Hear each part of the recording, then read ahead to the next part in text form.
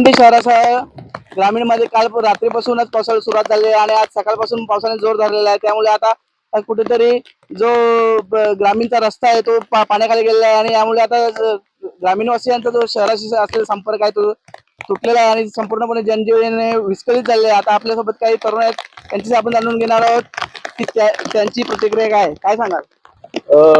आमच्या गावातील जर हा रस्त्याचा जर विचार केला तर हा एकच रस्ता आहे की या रस्त्यातूनच आमचे गाववाले येतात आणि गाववाले जातात। त्याच्यामुळे प्रत्येक माणसाला कामाला जाण्यासाठी किंवा इतर कामासाठी भिवंडी त्यानंतर जरी ठाणा मार्ग झाला तरी हाच रस्ता आहे जाण्यासाठी आणि त्याच्यामुळे हा पाणी जो आहे ना पूर्ण पॅक झालेला आहे।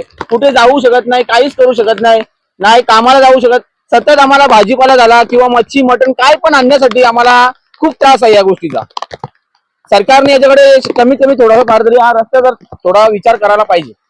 किती वाजता सकाळी कामावर निघाले होते? सकाळी आम्ही 8:30ला निघालेलो। सकाळी आम्ही बघितलं तर 2 दिवसापासून खूप पाणी आहे, तर त्यामुळे काल पण रस्ता ब्लॉक होता, आज सुद्धा ब्लॉकच आहे। त्यामुळे कामावर जाता येत नाही आम्हाला।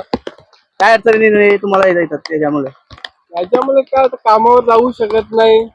माझ्यासाठी ही समस्या आहे। मी लहानपणापासून असा नदीला पाणी आल्यावर मी सरळ छत्री घेऊन इथे बघण्यासाठी येतो, कारण हा क्लायमेट बघण्यासारखा आहे। पण आमचा भिवंडीचा संपर्क तुटलेला आहे, तरी पण आम्ही इथे जाणं येणं आमचा होत नाही।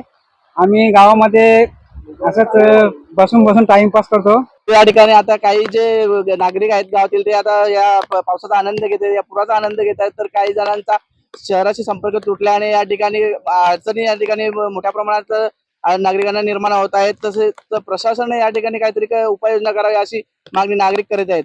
सुमित घरात, एलएस मराठी, भिवंडी।